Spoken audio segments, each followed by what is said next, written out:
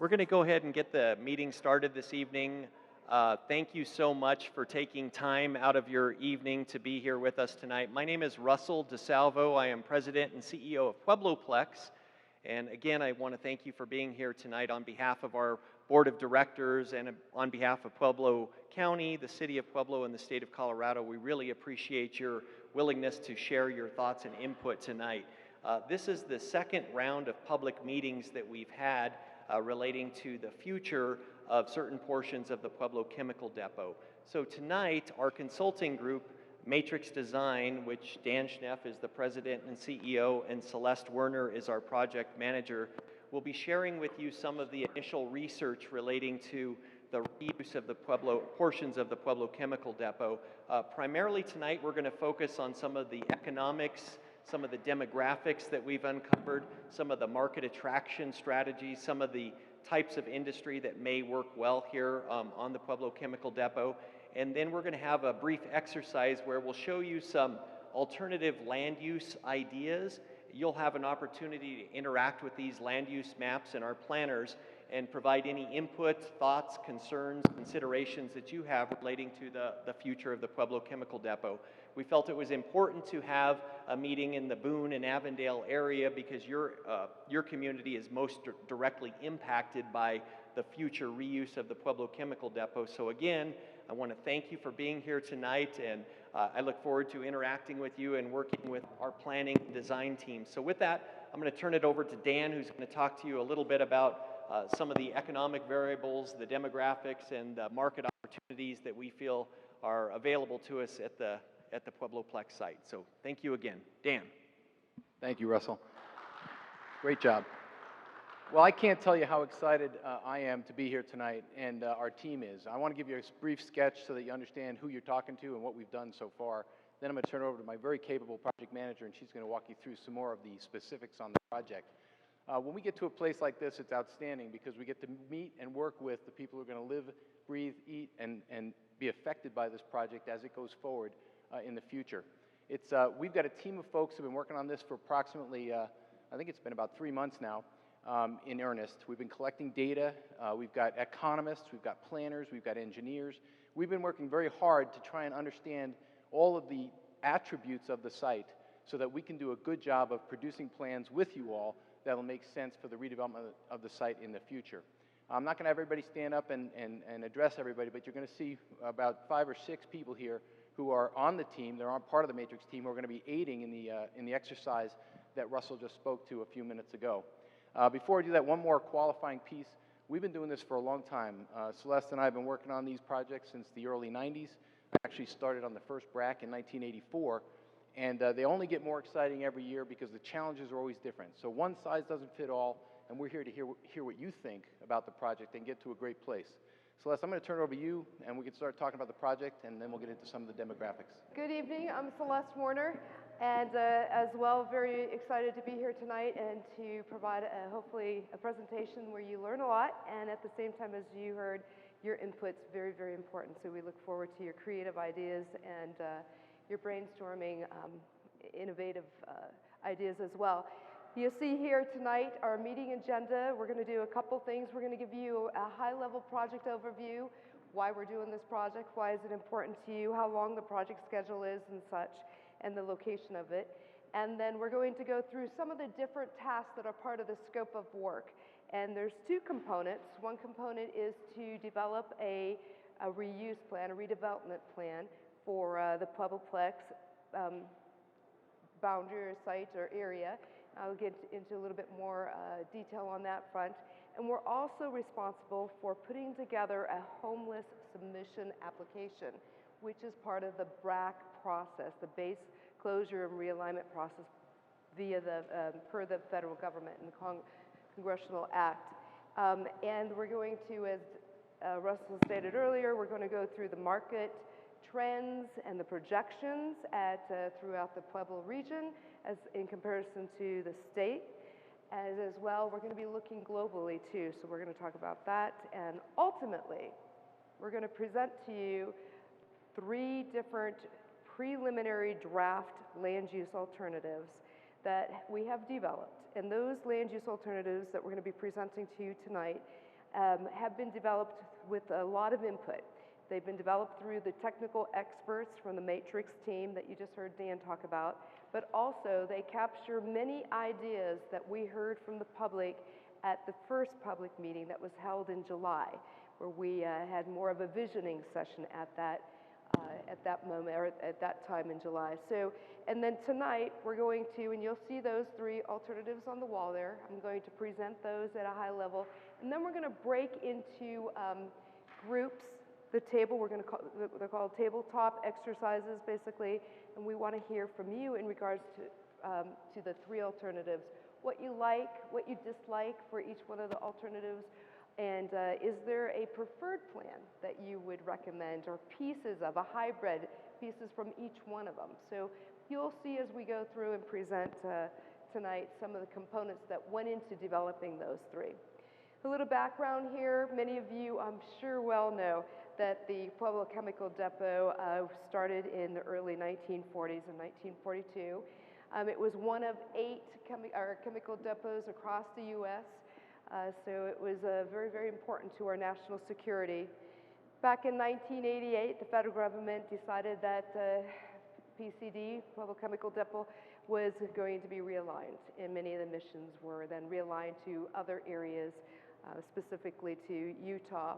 And you'll see here through the process in 1994, through the state, they developed the Pueblo Depot Activity Development Authority, which was rebranded and is now currently called Pueblo Plex, which gets us to why we're here tonight. So Pueblo Plex is kind of like a local redevelopment authority, and they're responsible for going forward and representing the community in the redevelopment of the 16,000 acres that we're talking about this evening. And in doing so, we develop a land use plan, a redevelopment plan, and ultimately it goes into negotiations for transfer to Pueblo Plex. So what is the Pueblo redevelopment plan? So a redevelopment plan, our approach that we're taking is more of a startup business approach. So we're taking a private sector approach. We're making sure that it is fiscally responsible, fiscally implementable, and we're going to be phasing it through. There's a lot of acres of land, and we'll talk about how they can be beneficial for generating jobs. The key point here is the generating jobs. One of the components and goals of a BRAC, a Base Realignment and Closure Project or redevelopment plan, is to make sure we replace the jobs that were lost when the PCD was closed and realigned. So it's really important that we focus on economic development, and through the plan, we're going to make sure we look at the highest and best use for the land use plan, and we're going to maximize economic development as much as we can that makes sense with the type of uses and the assets that are currently there and the market that we have to work with. So just to give you an idea, which is in your backyard, Pueblo Plex, which is right here. So PCD was this entire boundary here. We're talking about Pueblo Plex, which is the dark area. It's approximately 16,000 acres, a little short of 16,000 acres. And you may all know that this is where the PCAP location is, to give you a point of reference. So Pueblo Plex is 15 miles, approximately 15 miles east of Pueblo at the intersection of from the intersection of I-25 and US 50. So it's not too far away from the major urban city, which gives you a real good location, and it also has direct access to US 50 with an interchange just south of Pueblo, right here. So of course the TTC is located to the north. So we have great transportation opportunities. You have an airport close by, you have highway close by, and you have rail. And those are three components that are really important when you go forward and do redevelopment for a project and looking at economic development. So what are the assets that we have to work with out at the Pueblo Plex site? We have about 125 habitable structures that exist out there. That's not including the 620 storage igloos. So there's quite a number of structures that have an opportunity for reuse. And of those structures, there's about 3.1 million square feet of facilities out there that are available. We've gone through and we did a building condition assessment, and I'll get into a little bit of that in a slide a little later. Throughout the entire Pueblo Plex area, there's about 137 miles of paved roadway, and there's 39 miles of rail throughout this site. So rail, once again, provides us, not only do we have access to the main rail line outside of Pueblo Plex, but we have the inner network of Celeste, rail as well. Yes. you may want to point out the rail main line. The rail main line acts right here, and it goes to TTC. That rail line is very important to TTC, so whatever plan that we develop, we're going to make sure that the rail line will always be available to the Transportation Technology Center. Why? Because it provides a lot of jobs currently within our region as well. So we want to always balance as we move forward. Just to give you an idea, these green areas here are where the igloos are, the 620 storage igloos. Of the 16,000 acres that we're looking at, the PCAP is not part of it, and there's two other areas. The main cantonment area, which is in light gray, is not part of Pueblo Plex, and this little area right here is the lagoons, and they're not part of the first phase of this Pueblo Plex redevelopment plan as we move forward. They're still part of PCD. So why is this important to you? Well, number one, it's in your backyard, and it's part of the Pueblo community. But also, it is one of the largest redevelopment opportunities in the nation. There's not a lot of areas that have massive, undeveloped land with such great assets that you have here at Pueblo Plex to provide for development, for businesses, to bring jobs here. So it is truly going to be a catalyst for your community. So we just talked about why it's important to you and to the community, bringing jobs and such. So what we do is we try to do our very best to make sure we have public input and we notify the public on what's going on. So when we're not here doing a public meeting, we encourage you to please go to the project website. And the project website is very simple, www.Pueblo-Plex Redevelopment Plan. And you'll see it, it's on those fact sheets that you have. You don't have to write it down. We encourage you to please go to that website. There's a lot of information of what we've already completed.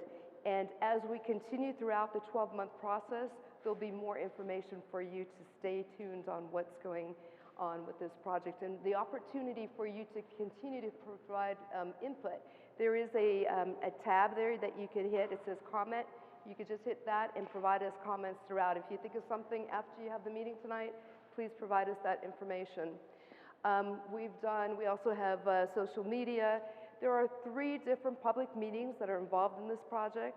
This is the second set of meetings, so we're going to have one more set of meetings, and that third set of meetings is probably going to be in early January, the first part of the year of 2016. So look for that notification. We did do a direct mail to over 6,000 households around Pueblo Plex. We thought it was that important that we made sure that the people adjacent to the citizens of adjacent to Pueblo Plex had the opportunity to be part of this process and the development of the plan. So if you did come tonight, you will definitely be on our email blast list. So in addition to probably a direct mailer next time, you'll get an email as well if you have an email address. So you heard me talk about this, we're coming back in January. We started this project in April of this year of 2015. It's a 12-month process. Sounds like a long time, but we actually have to have a draft final plan completed almost by Christmas, believe it or not. So in order to make a HUD submittal with the Housing and Urban Development Federal Department. So we are moving forward with that. You'll see that we've completed the data collection. That was part of phase 1 of the project.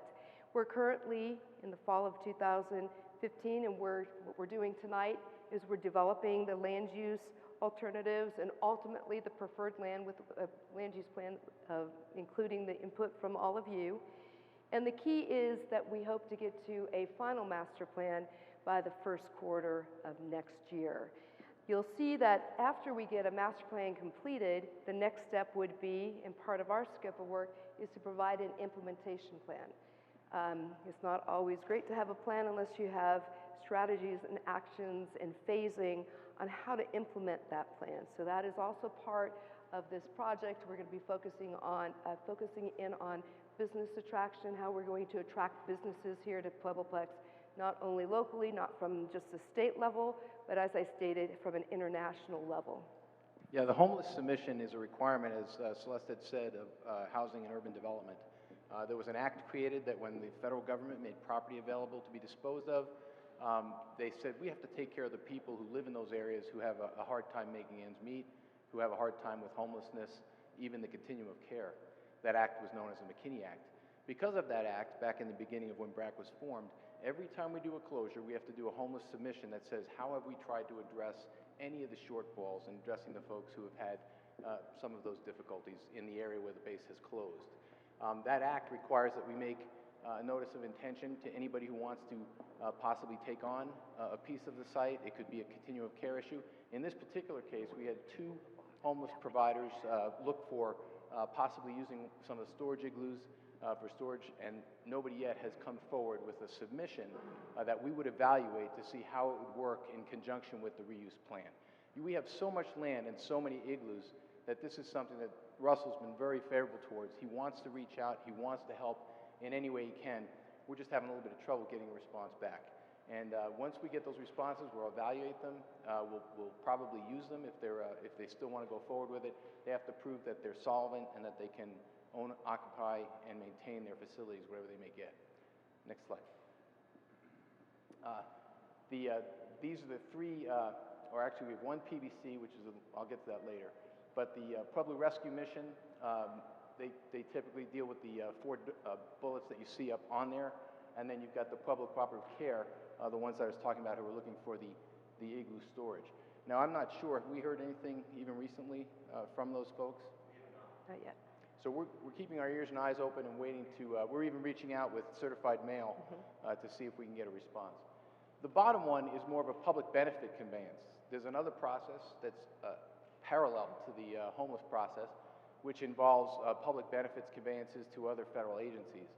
So the law enforcement folks would love to look at using the site for things like the vehicular track, for track testing, the pistol range, which is a very exciting thing. We've already got munitions on site. It's already been used in that capacity. It would be a wonderful place for the law enforcement to congregate and to possibly have a place for them to practice and get excellent at what they do.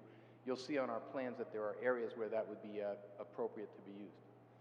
Now I'm going to move into another section, and a lot of what we're talking about tonight involves vernacular that you may not be familiar with. It also, that's your water, by the way.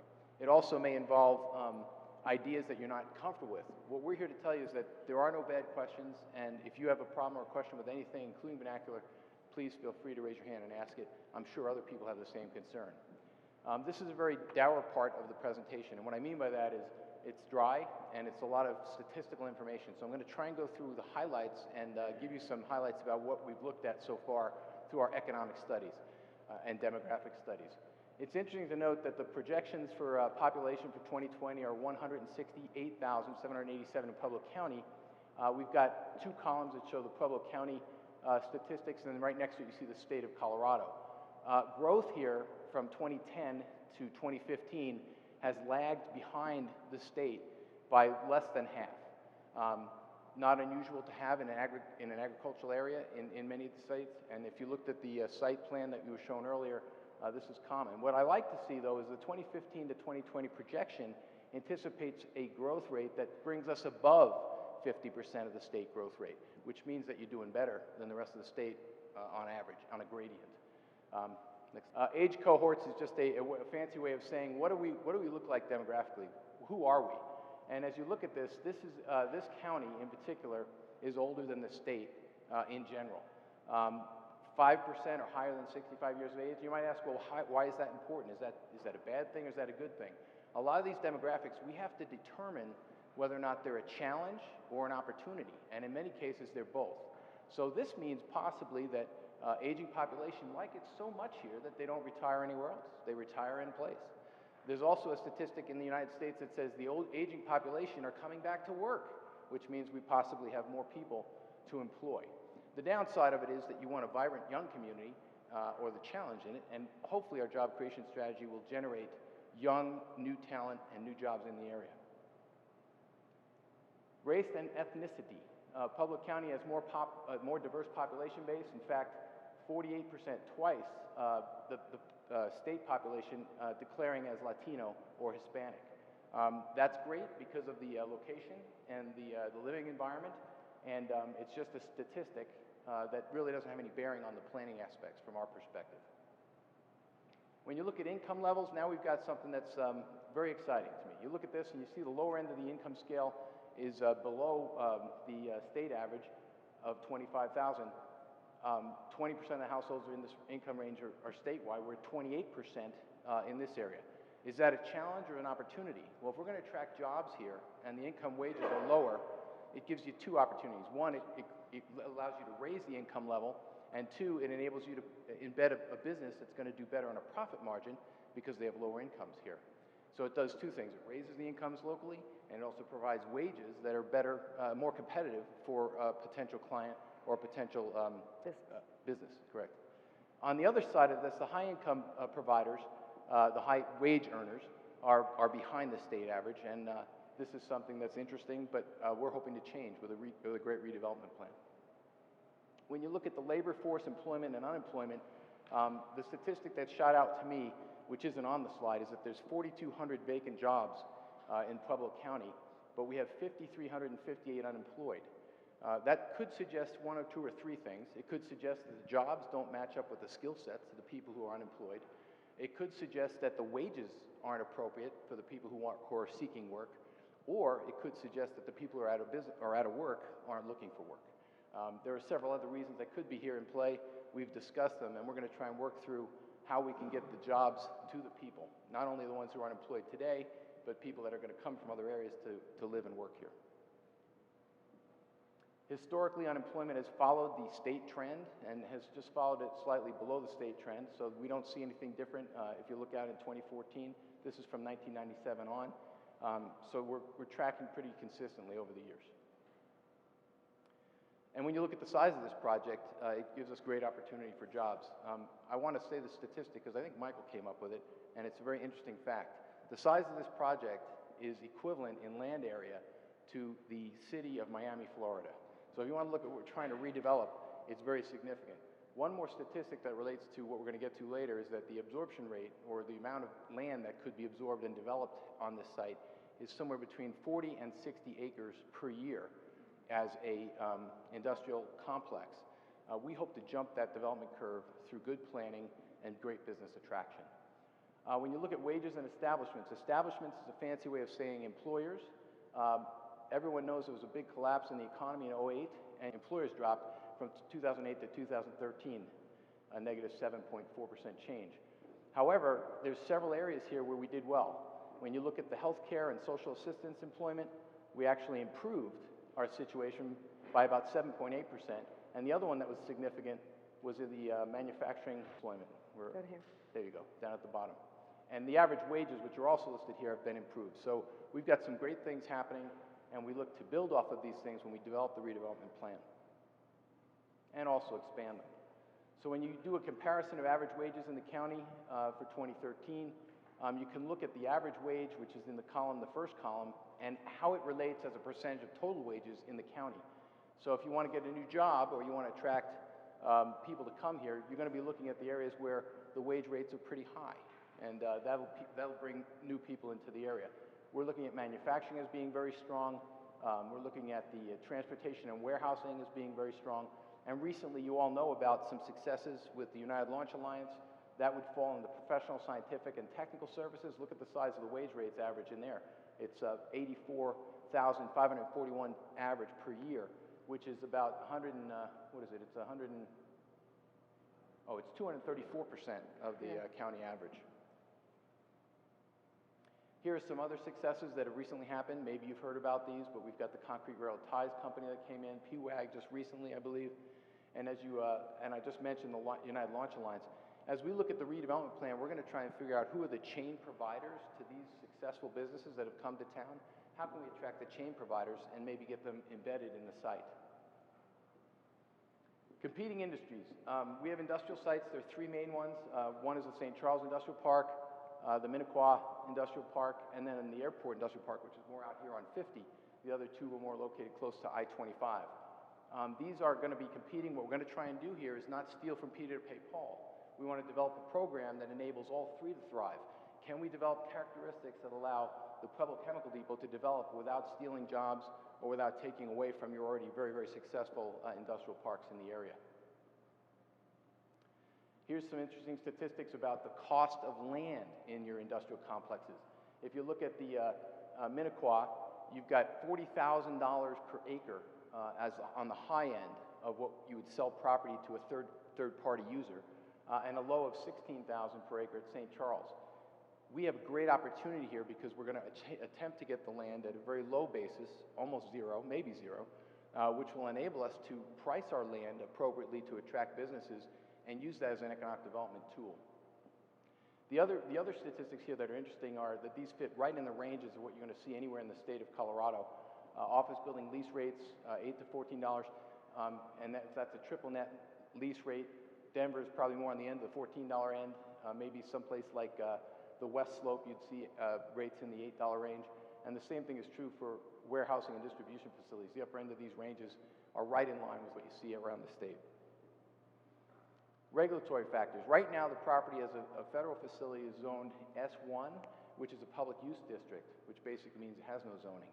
When we create land uses that are approved and that you all are excited about, we'll go through a process that makes this an advantage for redevelopment. We'll try to create a PUD type scenario where the characteristics of the redevelopment are all the same, and that control rests with the redevelopment authority, and then hopefully we zone it that way and create an entitlement process that's not laborious. I think we said 90 days from interest to building, and if we could get that going, you're going to get a lot of interest from outside developers here.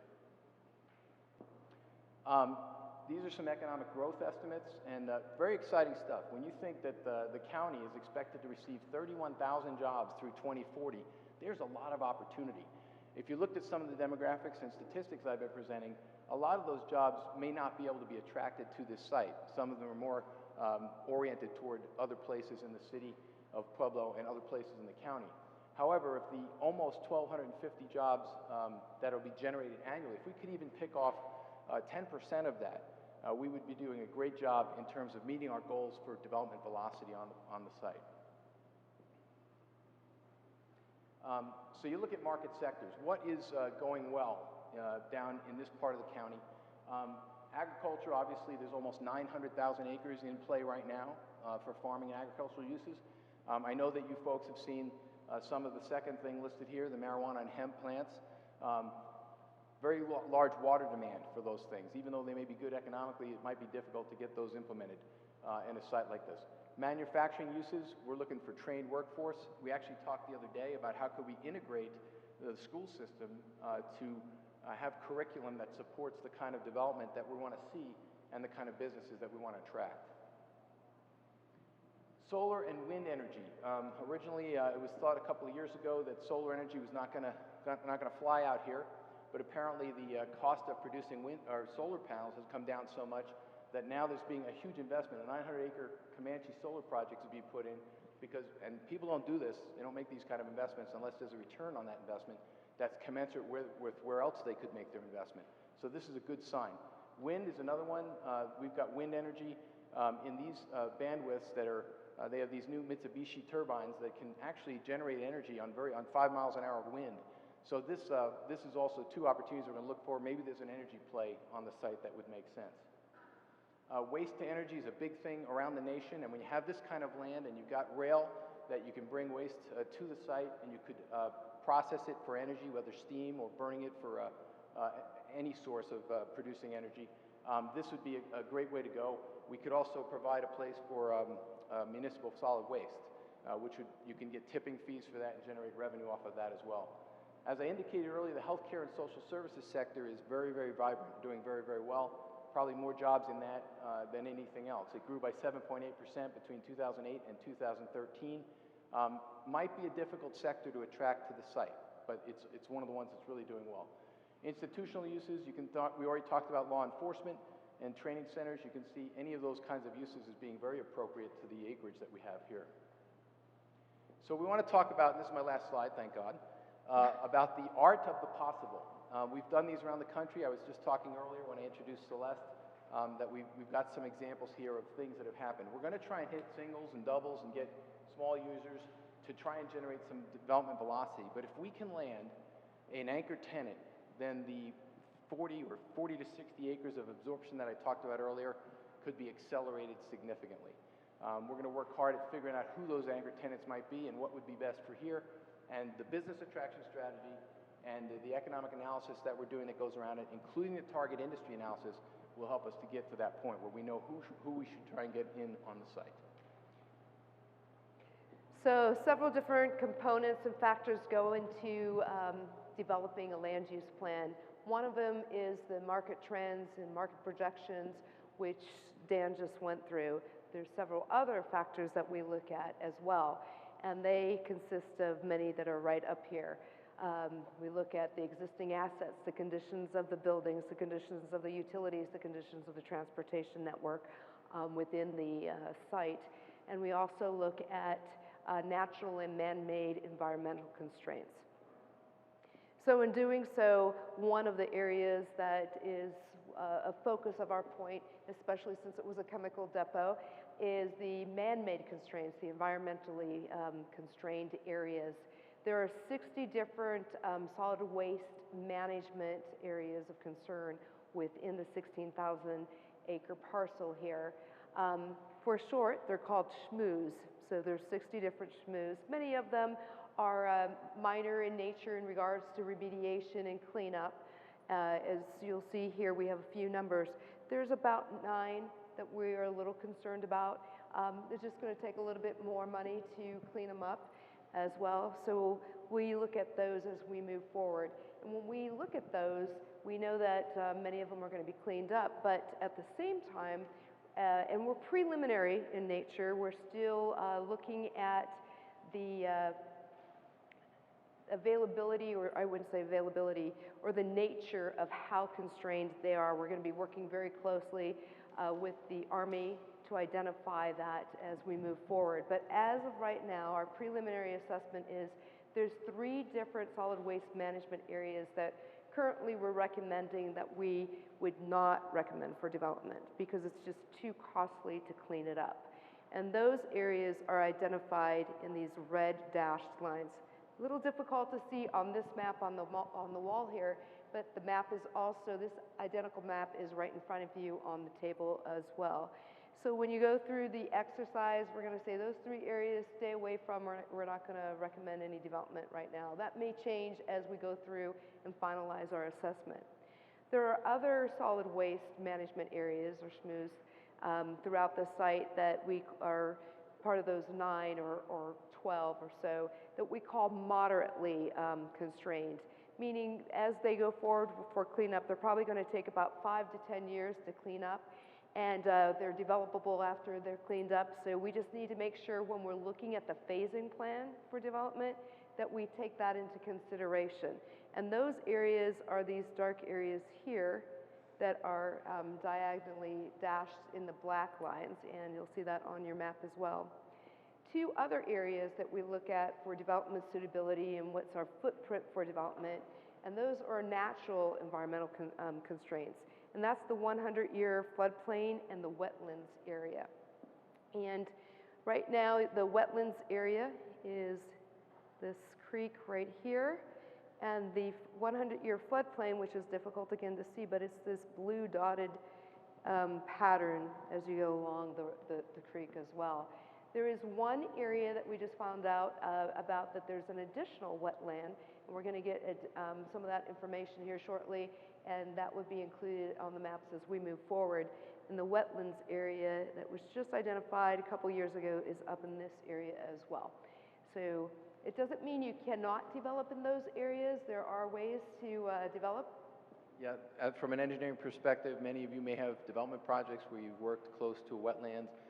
There's a process for getting that smalled up or able to be used. It's called a CLOMA, or Conditional Letter of Map Revision, which is followed up by a letter of map revision, which eventually leads to a 404 permit, allows you to develop in the wetland. Now, having said that, we've got enough acreage. We're land rich. We probably don't need to be touching or going near the wetlands to get the effects that we want for our redevelopment. So let me tell you about the conditions of the utilities. The majority of the utilities, since they've been there since 1942, are in very poor condition. In most cases, they're going to have to be replaced to provide energy efficiency and just a longer life cycle. So that's the utility side of the house. Unfortunately, the roadway network. Most of the paved roads have not been kept up. They're in poor condition.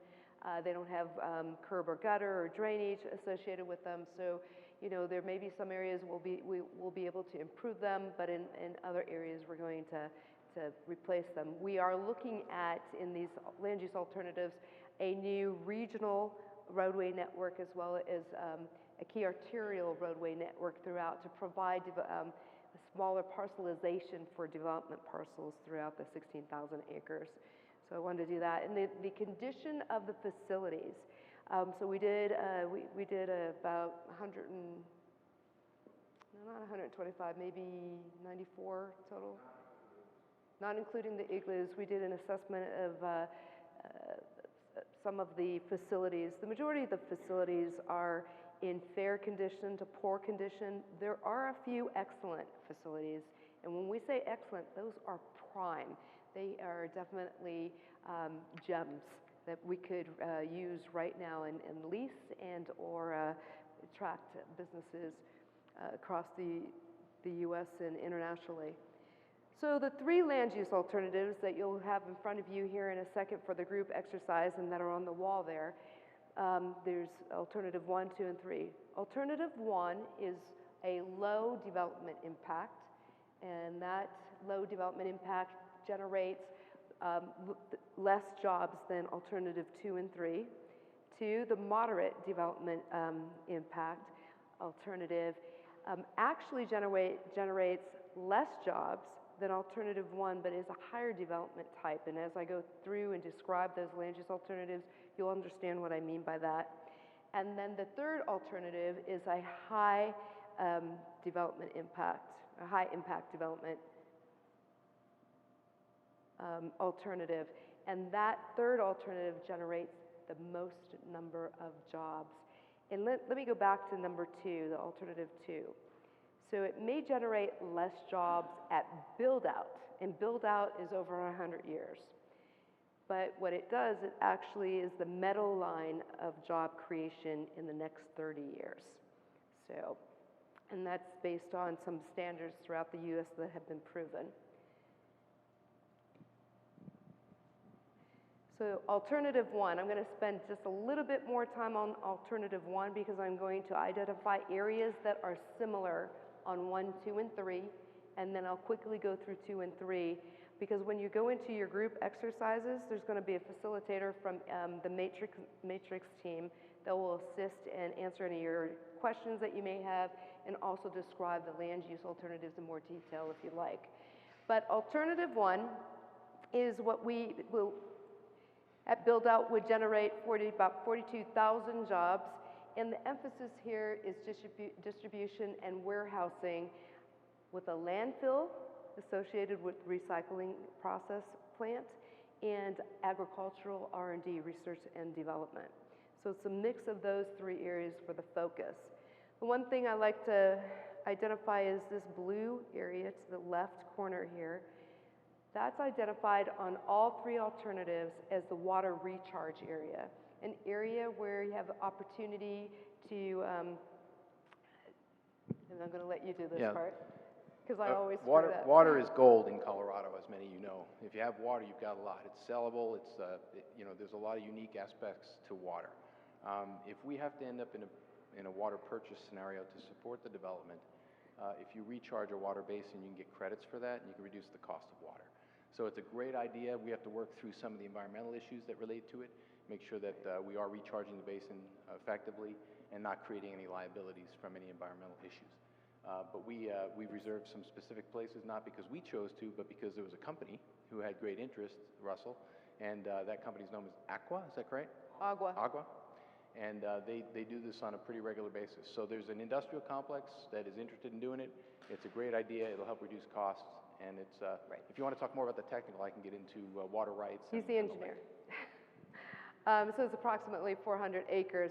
On all the alternatives, there's some component of service commercial, and that could be anywhere from truck stops to convenience centers to possibly even a hotel, and or retail service for the workers and the community around Pueblo Plex. It's not in that exact same diagram here, but you'll see it's in the location of the front door, basically. The other component that's the same on all alternatives is this beige area. These are the igloos, and those are proposed as storage throughout each one of the alternatives. So that's static as well. And you'll see that many of them have recreational open space along the western edge here. And I think those are the key components that are similar throughout. Oh, one more area. This area here is recommended as recreational and open space as well, because it's been identified as a very cultural rich area with a lot of artifacts. So we don't want to develop in that area, especially since we're land rich. So alternative one, let me go back to alternative one. So what's the specifics on alternative one? We talked about a landfill and recycling. We have landfill and recycling right here.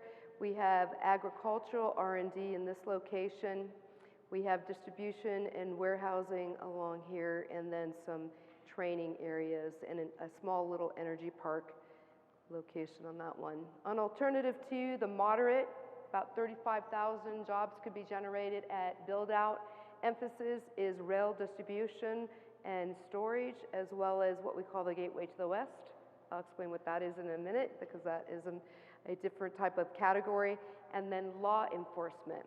So the gateway to the west is this pinkish red area right here. This is commercial, I was talking about.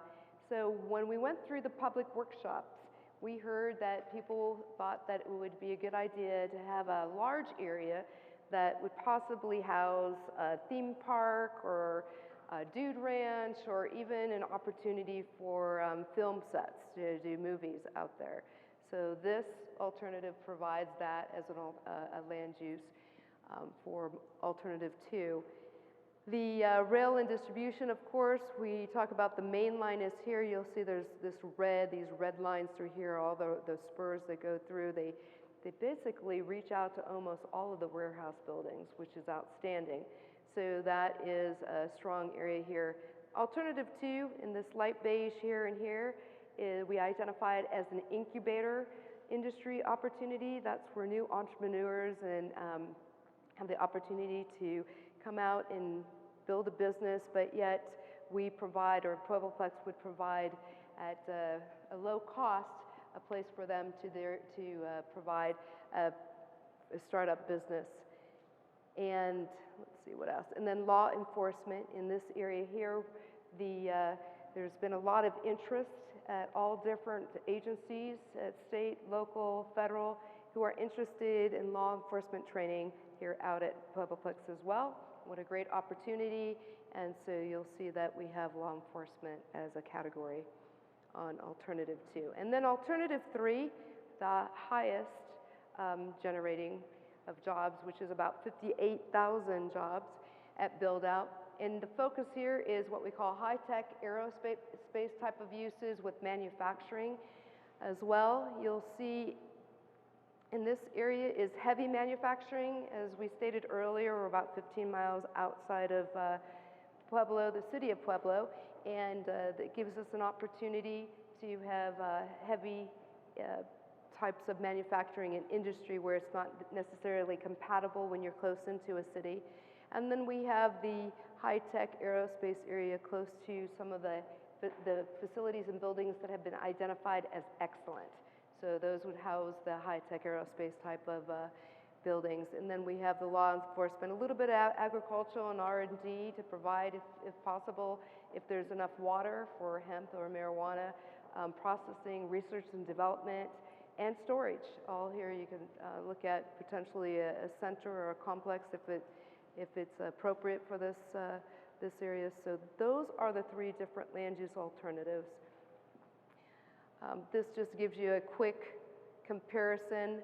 Basically, all the utilities are pretty similar on all of them because they're the same type of conditional. The condition is the same throughout the site. It's the jobs that really are different here. But this is interesting. So we have job creation. These are the three alternatives, 1, 2, and 3. These are the land uses that you'll see on all the different alternatives in front of you. And this is the number of acres. You'll see 14,000 is probably 14 to 15,000 is the developable land per each of the alternatives. And these are the number of jobs. So it's just a quick overview of what you have in front of you. And then there's one more. Remember I said a little earlier, although at build out, alternative 2 has less jobs than alternative 1, but I stated that in the 30-year frame time, they actually generate more jobs. So you'll see here, this is the number of years across here at 30, starting at year 1. This is alternative 1, about 3,400 jobs in 30 years. Alternative 2, which is about 6,000, and then alternative 3, a little less than 7,000 jobs. It gives you an idea. And that's per the absorption rates, which is on the previous slide. Celeste, yes. Before you go on, I just want to make a few comments. So this exercise I'm about to describe is not an exercise in futility.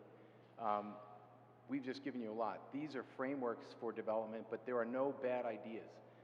We'd love you to play and really get creative. This is the third workshop, and we've had several great ideas come out of these workshops. Don't feel inhibited by the fact that we've created things on paper.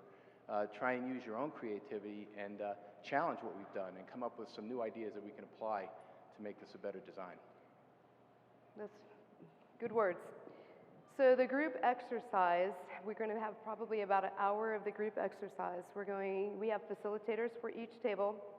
We're going to ask that you identify a person at the table who will be a presenter and present a 2-minute overview of the plan and the ideas that come out of your group exercise. In regards to land use alternative, the first thing we would like you to do is look at those 3 alternatives that we just presented quickly and talk about what's good, what's bad, what do you like about them, what don't you like about them. And that'll help you go forward and then put marker to paper on the base map there and draw out what your preferred thoughts are, the creativity. And it does not necessarily have to be what we have presented at all. We just tried to give you an idea of what alternatives could look like. And then at the end, in probably 40 minutes or so, we'd like to break and have each of the tables give about a 2 to 3 minute overview of what was discussed, so we could all have the opportunity to hear the dialogue that happened at each of the tables. When you have the facilitators do provide the tables, or all of you, with some tools. There's a handout that by use, or type of use, so this, for example, this is the high-tech use. We have number of acres, and by number of acres, approximately the number of jobs that could potentially be generated. So, for instance, 100 acres of high-tech aerospace type of employment would generate about 870 jobs.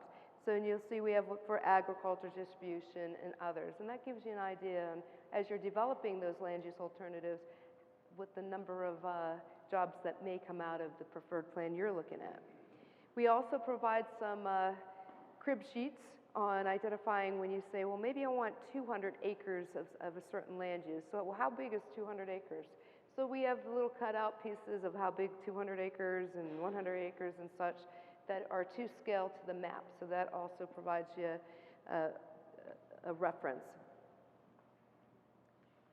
And then what we're going to do here is we're just going to leave this chart up for reference as well in regards to the different alternatives by use, acres, and by jobs.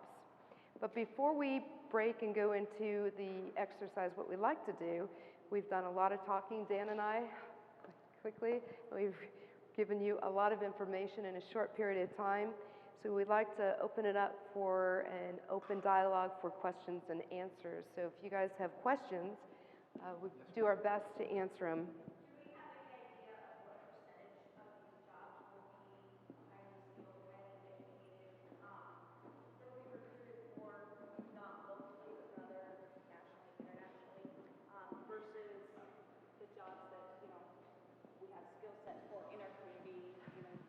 Yes. The question you're answering or asking relates to the next phase of what we'll be doing. So I'll explain real quickly. We're land rich, so we're going to have these land use blobs that are going to produce a lot more jobs than we're actually probably going to get for some time. But the next part of our work, once we get to a preferred plan, we're going to start focusing on the target industry analysis that I spoke to earlier, and then the business attraction strategy. One component of the business attraction strategy will look at how do we globally position the property to attract those jobs that you're talking about at a higher skill rate, maybe introduce new technical skills to the area. So there is no prescribed number. There may be a target, and that's all things that get picked. Those are things that will be determined by your fearless leader, Russell. And I got to say that I've worked with a lot of executive directors around the country, and having a guy who's got a real estate background and understands development is a blessing. And I know, Russell, you've got great plans for the future. Did you want to say anything about the types of jobs you're going to try and attract?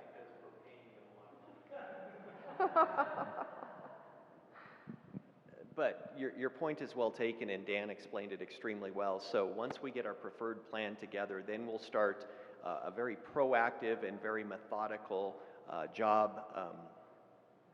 business attraction strategy to try to go out and find industries that suit our workforce well. We have a lot of workers at the PCAP facility that are highly skilled engineers, chemists, technical personnel, and so that's an advantage for us as a community because they are here now and living here, but they will eventually be transitioning, and so other employers look for these types of skill sets that we have in our community. So we will be proactive in going out and hiring firms. RCL Co., Jeff Donahoe and Associates, who are our site selection experts and economists, will help us craft a plan to go out proactively to look for these types of businesses and industries that are looking for highly skilled workers and assets that we have similar to what we have at the PCD.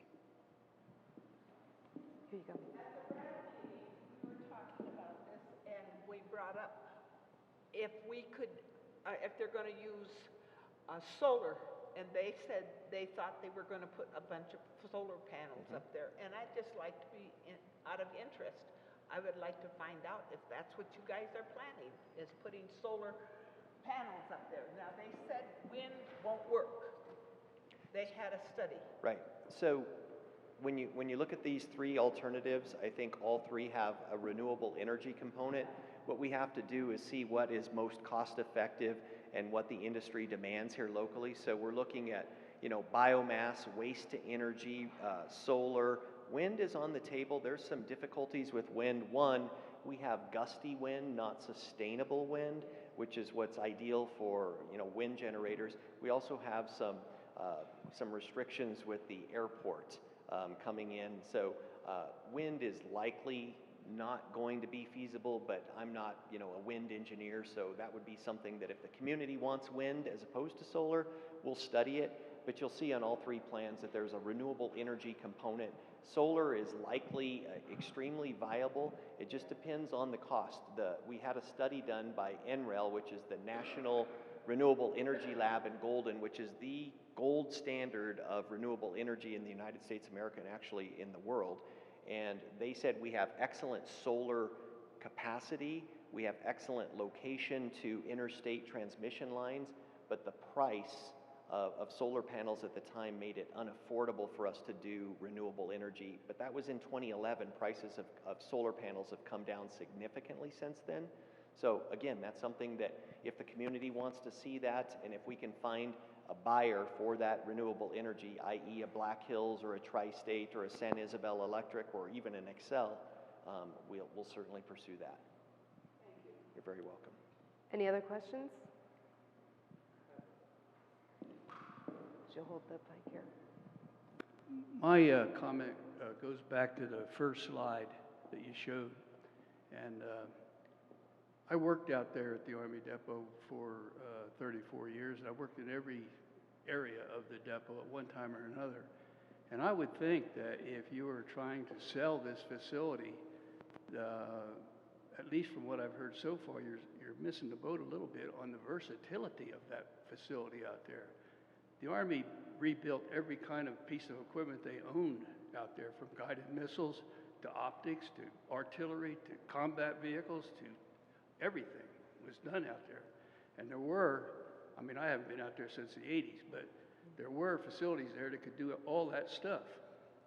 And when you say, you start out by saying that Pueblo Chemical Depot was established in 1942, that's not correct.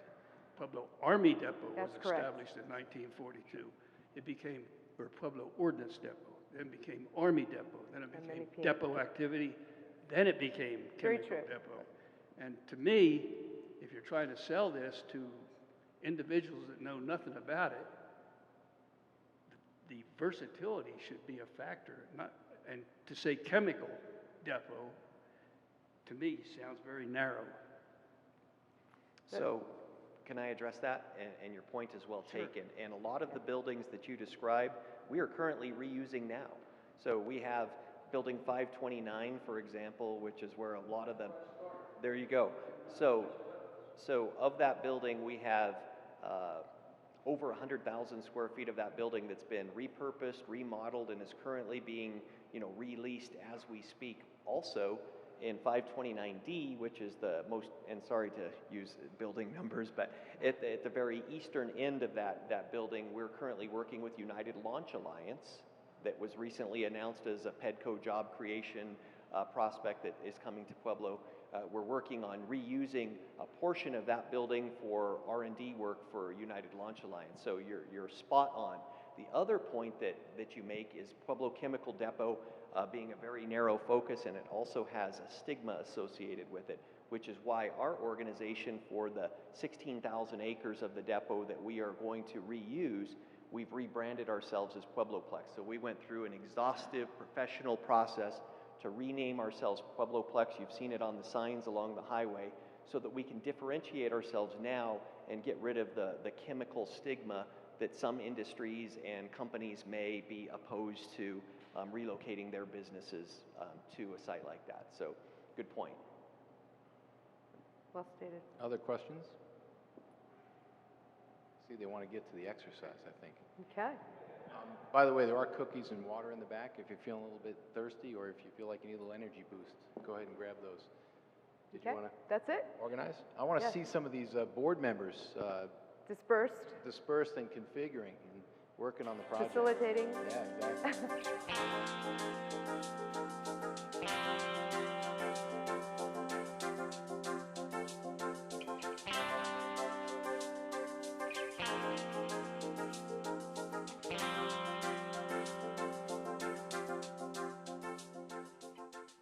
Hey everybody, it's time to have the opportunity to hear all the creative ideas from the different groups, and we're going to start with this table right here, and I believe Ed is going to be our first speaker, and I'm going to give you the mic. Sure. So we can, everybody can hear you. All right, my name's Ed. My wife Wanda here. We live down here on 61st Lane, just 10 miles from the base. We played around with alternate, or what do you call it, alternate one? Alternative one. And took some of it into 3. Liking 3 as a primary base for the plat.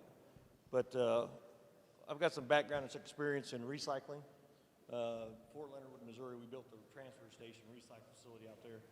That place made a lot of cash. It really did. We brought everything in, we banded and boxed and sorted, and it shipped right back out. Nothing was left behind. It was all cashed.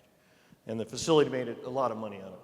And in turn, landfill. But my whole likes of the landfill was when PCAP turns over that area out there in the far backside, using that facility on the outside areas for landfill, recycling. I'm a builder. Everything now is lead. We build lead. We're taking it from the landfills, we're redirecting it other places. That's the future in construction. All this new build, you got it right there in your back pocket. So I think it's a good point to bring recycling into a new build area. Other than that, motocross, off-road, KOA camp kind of a deal, family recreational facilities. Those are minimum overhead to build, quickly done, and can be readjusted and moved with growth. You can shift and kind of cart them into different areas as the build pushes it around. So.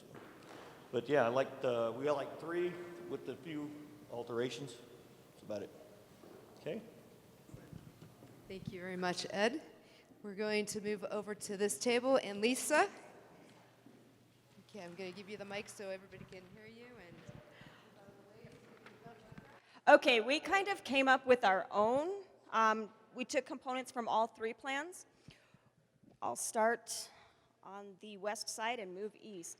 We wanted to keep the Chico Creek area kind of the way it is. It's one of the few features of the land there. So we went with the recreational. Also, being out here in the county, there's not a lot of places for equine facilities. So having some trails for walking, hiking, riding horses, that's kind of nice along there. Then you can see these little slashes along here. That would also be a nice place to put housing. No. No, unfortunately, motocross is such an environmental challenge, erosion, degradation of the grasslands. It just doesn't fit with the upland rangelands we have, the soils. That's better in places that don't erode so easily.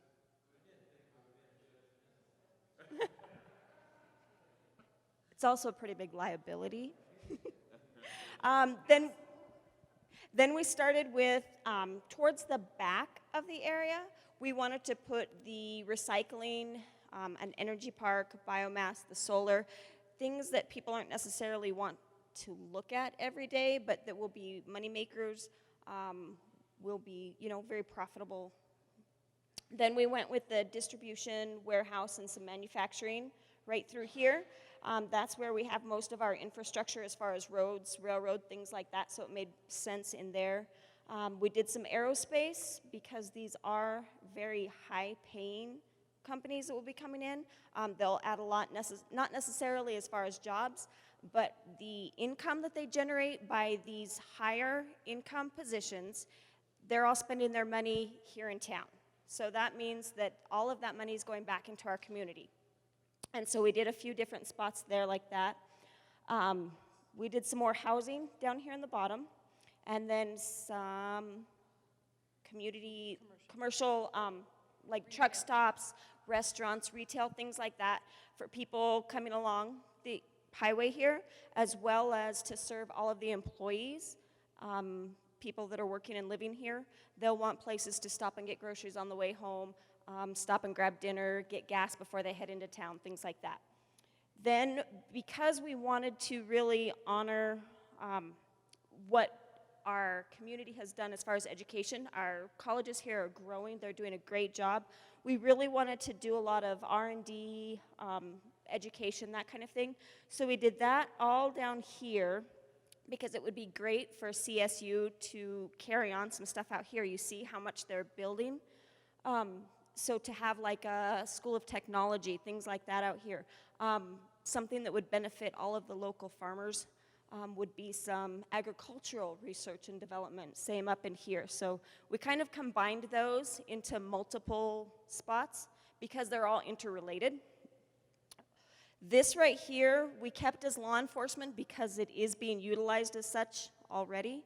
We did more recreation and equine trails along this waterway here. Waterway is a term used loosely. And then we did some more manufacturing as well, just because Pueblo, as a heritage of a really strong manufacturing background, and we would like to see that continue. I think that would be a great seller as well. Thank you, Lisa. Now we're going to move over to Ted. Okay, Ted, thank you.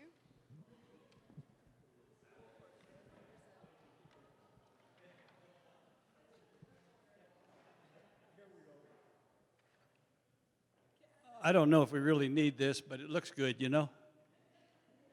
I'd like to first of all thank Jack, our facilitator. Yeah. Because he did a really good job of making us think we were coming up with a lot of good ideas and putting them down on this piece of paper.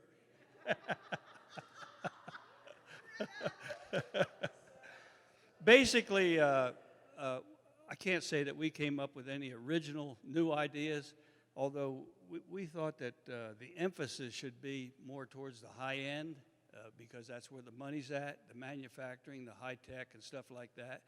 And of course, this was mentioned in the original briefing, and I'm sure it's one of the goals that everybody's working toward.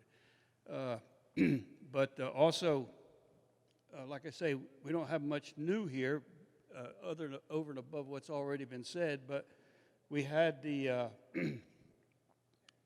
industry area over here. We talked about recycling area. At first, that idea didn't sound too good to me. I visualized a bunch of trash coming in, but was informed that that's now a real high-tech industry, and it's clean, and they make products out of the waste materials and so on and so forth, and it sounded better all the time. So we had an area for that. I didn't hear that mentioned before. We had an energy sector out here that would be both R&D and then hopefully hooked in with some manufacturing. It was mentioned that solar panels wasn't a great deal because it didn't take many people to run a solar farm. But what about if you had the manufacturer there too, building them, testing them, and putting them on the farm? That's a little different story. So, I mean, that's just an idea. But basically, I can't say that we came up with anything over and above what you guys came up with. I think everybody's thinking along the same lines. I'd like to say that the briefing that we had to begin with was terrific, and I can see that a lot of thoughts already gone into it, and I will leave it there. Excellent. Appreciate it. Okay, our very last table, but not the finalist. It's not Mary. We have Victoria. Oh, gee.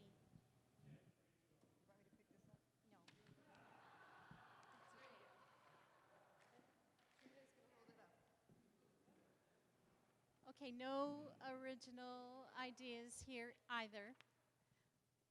We really like their map. And we'd like to reiterate the non-motorized in the open space. Definitely just hikers and mountain bikers and horses, yeah. But like I say, nothing really new for us, but we really like your map. Thank you. Thank you for the presentation.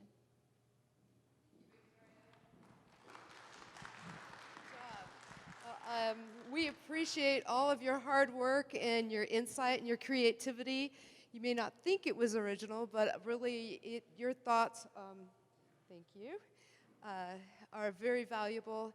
And we look forward to hopefully seeing you at the first of the year and to present to you the final draft preferred plan, incorporating everything that we've heard here tonight, as well as last night at the public meeting in Pueblo. So thank you very much on behalf of Pueblo Plex and Matrix Design Group.